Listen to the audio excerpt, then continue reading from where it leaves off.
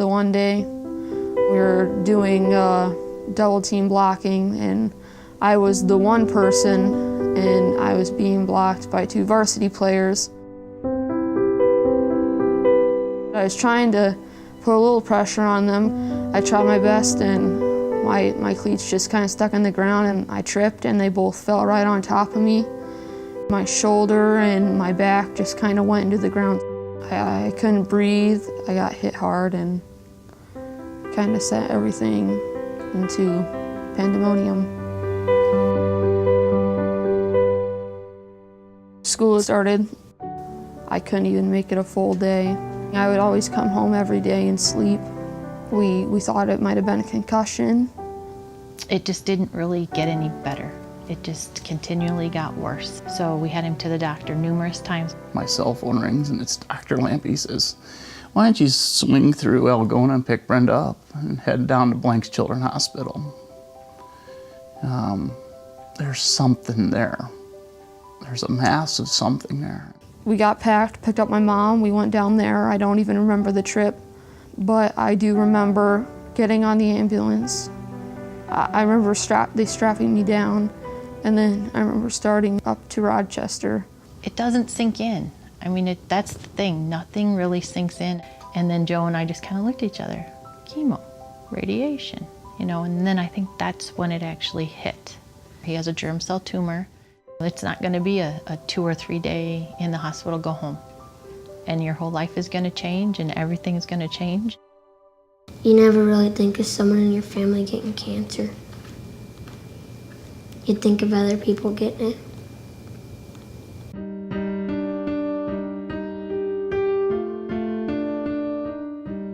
He had tough days. I mean, there were days when he was, screaming and yelling and it hurts. Just to see all the treatments that he had to go through, to see how bad it was on him.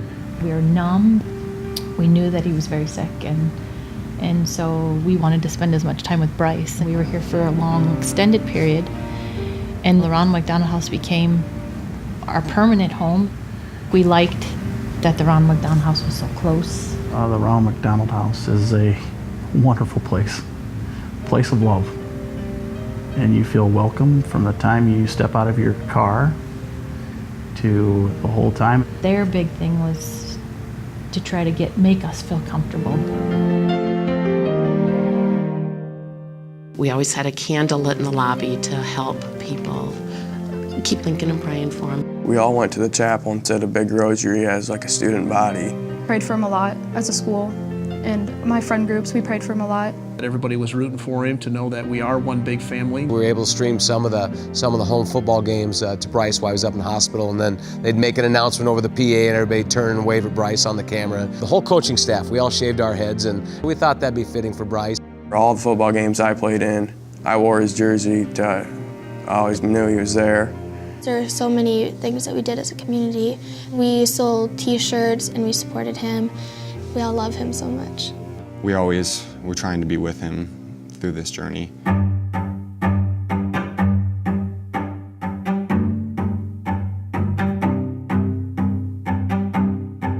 There were a couple times that we were crying, and why are you guys crying? We're gonna beat this thing. We're gonna be fine. I'll be fine. I remember saying, "I'm gonna ring that bell."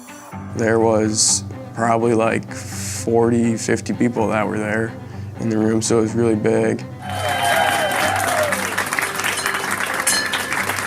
I was expecting a few tears, but he came out, and he rang his bell and he cheered and we all cheered. And then he just walked over and then just kind of fell apart.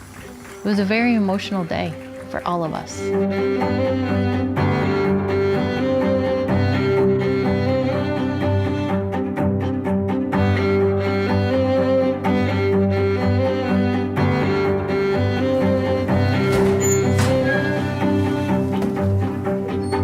When he came back to school, the whole environment changed. We were all extremely happy to see him back. I'm just so happy to see him back walking through these halls. He had to have somebody that was with him all the time at school. I was a paraprofessional. It just worked out that I was able to be with him at school. The kids are just absolutely wonderful.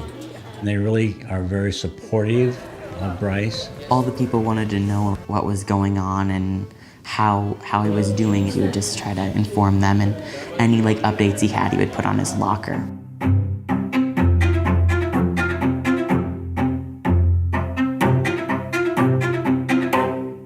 They'll repeat all the tests from the MRIs on the neck, the head, the spinal tap, the blood, and just see where we sit. As far as how I'm feeling about it, anxious, nervous. That's in the back of your mind, always wondering, oh, did it work? What are the MRIs going to look like? He's complaining about being chilly and his neck's really stiff, and I'm just like, But Rochester's a place of hope. You're all set. Have a seat. Thanks. Thank you. I do worry, though, that the tumor somehow has grown when I have a headache. I think I'm like, oh, I hope it's not growing or something, and then I kind of go into panic mode, but I just gotta settle myself down. And you've been a guest a couple of times, it looks like. Quite a few times. Yeah. Today's visit hopefully should be a little less involved than some of your other previous treatments. So as soon as they're ready for us, we'll get this underway. Okay, bud? All right.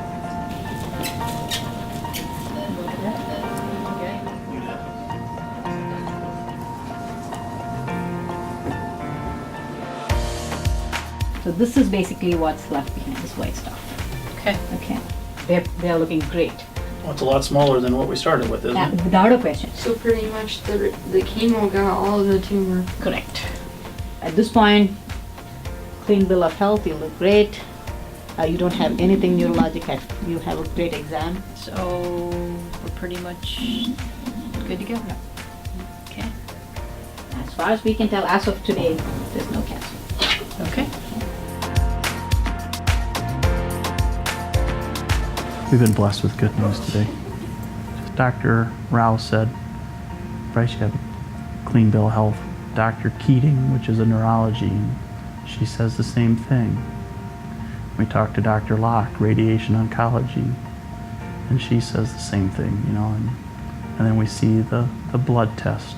The cancer markers are nowhere to be found anymore. And then we see the spinal tap fluid markers, the cancer markers are nowhere to be found anymore.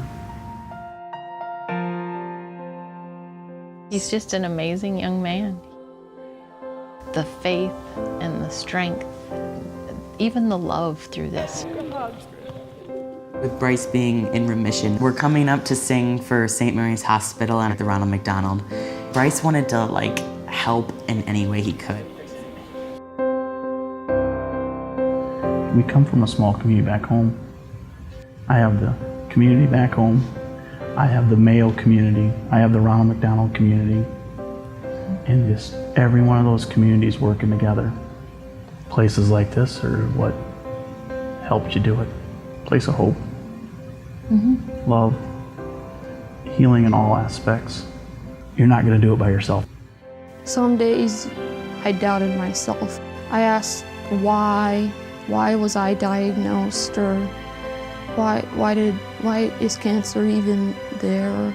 It's definitely changed me for the good. You just gotta have a positive attitude if you want to overcome something this big. It's made me a better person, or the community a better person, or my school better people, and I know now that this is a benefit because I can help people through this.